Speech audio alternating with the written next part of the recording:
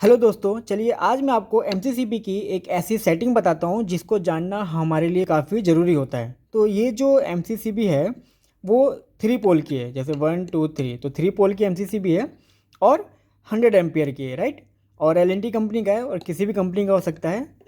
तो यहाँ पे मैं आपको क्या बताना चाहता हूँ, अब सपोज़ करिए मेरे पास ये 100 एम्पियर की एमसीसीबी है और मैंने इसको अपने पैनल में लगा रखा है। लेकिन अभी क्या हो रखा है, पैनल में जो लोड है वो 100 एम्पियर का नहीं है।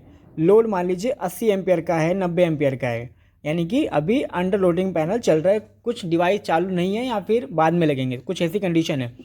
तो अभी ये जो प्रोटेक्शन देगा, मतलब अभी जब ये ओवरलोड से मुझे प्रोटेक्शन देगा, तो क्या 100 एम्पियर के बाद देगा या फिर 80 या 90 एम्पियर पे देगा, जो भी मेरा लोड करंट है।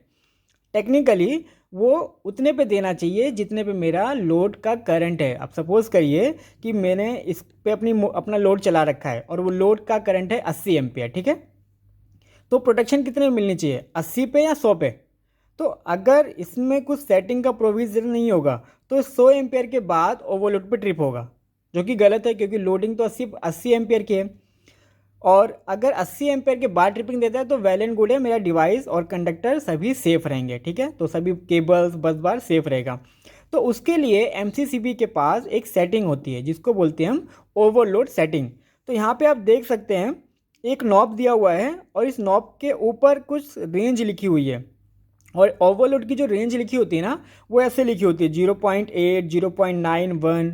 और ये रेंज ना वेरी कर सकता है, तो बहुत सारी कंपनी इसको 0.4, 0.5 ऐसे भी देती हैं। तो मार्केट के अंदर आप जाएंगे ना, तो बहुत सारी कंपनी की रेंज कई सारे मल्टीपल फ्लेक्सिबिलिटी में आती है। तो एवरेज जो रेंज है वो 25% से स्टार्ट हो जाता है, यानी कि 0.25 से शुरू हो जाएगा और 1 तक जाता है, यानी कि 100% तक जाता है। तो बेसिकली ये परसेंटेज है कि जो भी इसका रेटेड करंट है ना उसका कितना परसेंट। तो 0.8 का मतलब है 100 एम्पेयर का 80%। तो जैसे अभी मैंने आपको बताया था ना कि 80 एम्पेयर पे सेट कर दूंगा, तो उसका मतलब वही है कि अगर मैं इस नॉब को, यहाँ पे जो नॉब है इसको ऐसे घुमा के 80 एम्पेयर पे ले आऊँ, ठीक है, 0.8 पे ले आऊँ, तो इसका मतलब ये एमसीसीबी अब सेट हो गया है 80 एम्पियर पे, यानी कि 100 एम्पियर का 80%, यानी कि 80 एम्पियर पे ये सेट हो गया है।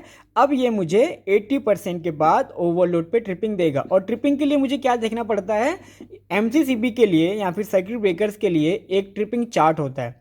तो इसका एक आईटी कर्व का चार्ट होगा, उसको मुझे रेफ़र करना पड़ेगा और उसके अकॉर्डिंग मैं इसका ट्रिपिंग टाइम आपको बता सकता हूँ। तो इसके ऊपर मैं एक कंप्लीट वीडियो बनाने वाला हूँ, एक पूरी सीरीज़ बनाने वाला हूँ, ताकि आपको पता चले कि कैसे इसको टेस्टिंग करते हैं, कैसे इसके कर्व को पढ़ा जाता है, और बहुत सारी टेक्निकल चीज़ के बारे में आपको मैं बताना चाहता हूँ। और अभी आपके मन में डाउट आ रहा है कि शॉर्ट सर्किट से कैसे बचाएगा। तो शॉर्ट सर्किट के लिए आप देखेंगे यहाँ पे लिखा हुआ है आई डबल डैश।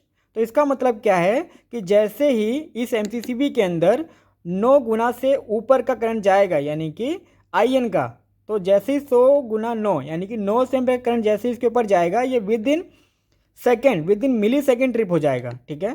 तो इसके ऊपर ये बिहेव करेगा शॉर्ट सर्किट से और इसके नीचे बिहेव करेगा ओवरलोड के लिए। तो ये वेरी करता है कंप्यूटर कंपनी और डिज़ाइन टू डिज़ाइन।